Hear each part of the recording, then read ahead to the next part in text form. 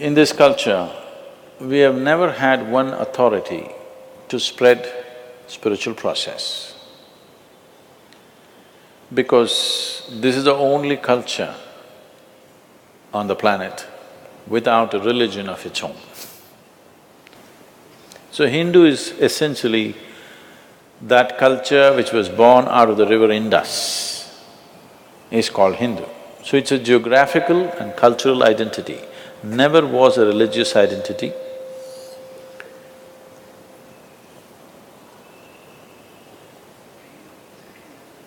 It's only when people came from outside, who came with concretized ideas of religion, they had to give you also one name. So we are this, what are you? We are all over the place. They couldn't understand that, you must be something. In the same place, a million things existed together. In the same house, if you are a family of five of you can worship five different gods and have absolutely no problem about it. We didn't even think it's a problem till people came from outside and told you our God and your God. Till then, we did not even think it's a problem. You could be worshipping this God right here, I could be worshipping that God right there, another could be sitting with eyes closed, another could be singing, another could be dancing, but we still thought, it's all okay, everybody can do their thing. So there has never been a religion in this land. We have 33 million gods and goddesses. That happened when our population was 33 million. Now we are 1.2 billion, but we lost our creativity. Yes. Because outside forces came, particularly Western forces came and they started making us feel ashamed of our gods. Too many gods. Well, there's only one God, as if it's a superior idea. If you can create one, why can't you create a million? You have not seen your one God, right? If you can create one, why can't you create a million or a billion? It's just a question of creativity, isn't it? So does it mean to say nothing beyond me exists? That would be a stupid way to conclude. As you sit here, you know you did not create yourself. Yes or no? Can you digest your food or digestion happens? It happens. Are you breathing or breathing happening? Are you beating your heart or is it beating? I can go on to your liver and kidney and everything, even to the spleen. Even the tiniest thing in your body, you're not running it, isn't it? It is happening. Are you spinning the planet or it is spinning by itself? You doing nothing. Doing nothing, that just tidbits, everything vital is just being done. Yes or no? Everything that's vital to life is being done. You just have to sit here and just enjoy the spin. For that, how many problems? So, this is a land which clearly understood God is our making. That's the reason why in this culture God is not the goal. Mukti is the goal, liberation is the goal, ultimate freedom is the goal. God is never the goal. Yes or no? You don't like it, because you've forgotten. Otherwise, mukti is the goal, isn't it? Mukti means what? Liberation, freedom from everything, including God. You are using God as a stepping stone if you need it. You can grow with God or without God. This is the only culture on the planet where in any of our Indian languages, there is no word for a heretic. Because we never thought anybody is a heretic. We never imagined that there can be somebody like that, because we did not have any established belief system. Everybody can do their own thing. Most plural and democratic process for thousands of years. So, the spiritual movements were started for human liberation. This is not about God. Nobody in the planet, no human being is interested in God, please understand this. People are interested in God because they believe He's a solution for their life, isn't it? Yes or no? You think if you go to God, all your problems will go away, your health problem will go away, your mental problem will go away, wife and husband problem will go away, you can pass an examination without studying, you can succeed in business without working, so many things, incredible things. But it's about you, isn't it? Yes or no? It's about you. So when it's about you, we were straightforward enough to address it straight. We said, this is about our liberation, this is about our well-being, this is about our ultimate well-being, not just immediate well-being. So this is a culture which looked at it this way. So it is a complex array of spiritual movements. Many have died, unfortunately. In the yogic system it says, when somebody asks Adi Yogi, how many paths can be there? He says, if you use your system and go, there are only 112. But if you go beyond your system, how many atoms are there in the universe? That many doorways are there. So we gave the freedom to create your own God. There is something called as Ishta Devata. You can choose your God. If you don't like any, you can create one. Yes. You suddenly like the tree in your house, you can start worshipping. Nobody in this country will think it's funny or weird.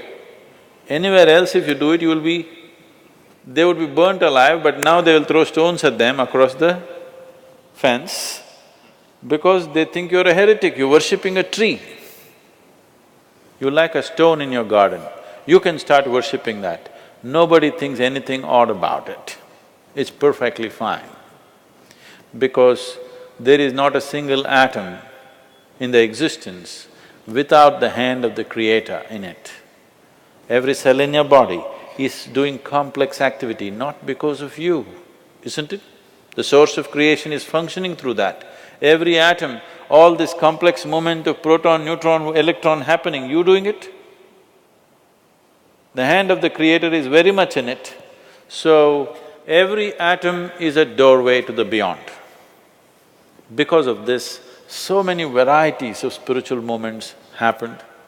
It's unfortunate so many have died in the last 100 years, so many. But still the variety is fantastic. How many of you been to places like Kumbh Mela and things like that? You been to Kumbh Mela? The big one that happened in Allahabad, have you been to that? After 144 years, it comes. If you go and see there, you must go, you will see India, okay? An India of another dimension, which today the educated population in the country are completely missing. It's incredible, I'm telling you.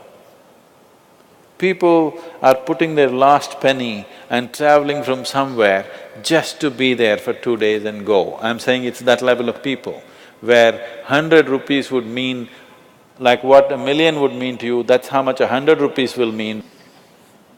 That kind of people, putting everything that they have, they come with their families just to be there because somebody has told them on that day if you take a dip, you'll attain mukti. Not that you'll see God, not that God will come and give you a heap of gold, you will attain mukti.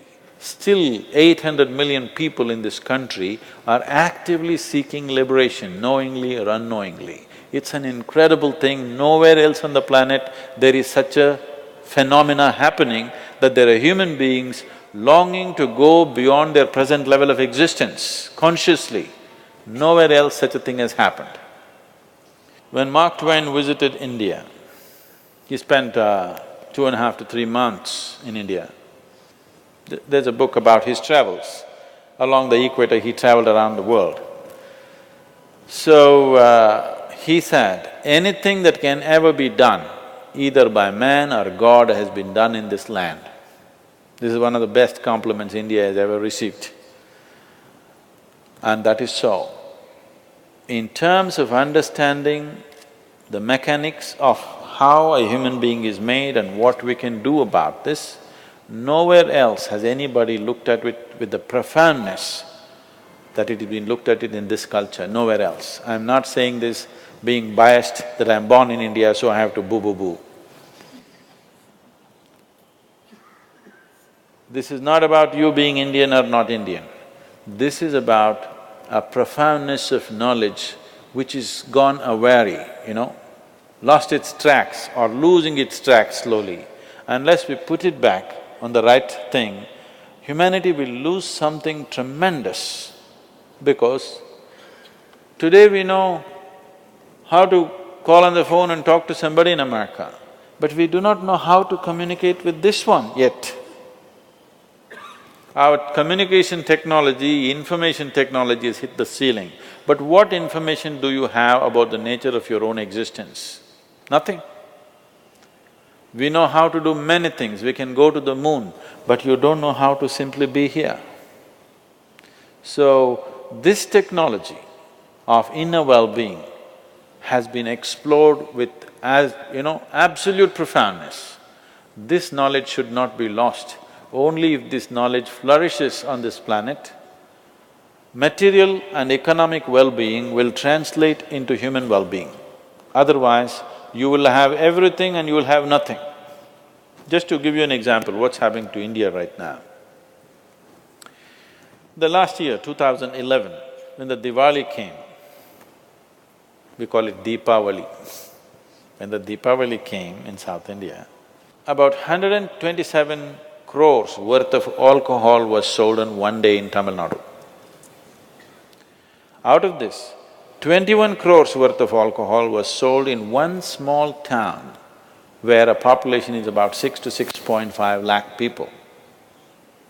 Why means, this is the Tirupur town. You heard of Tirupur?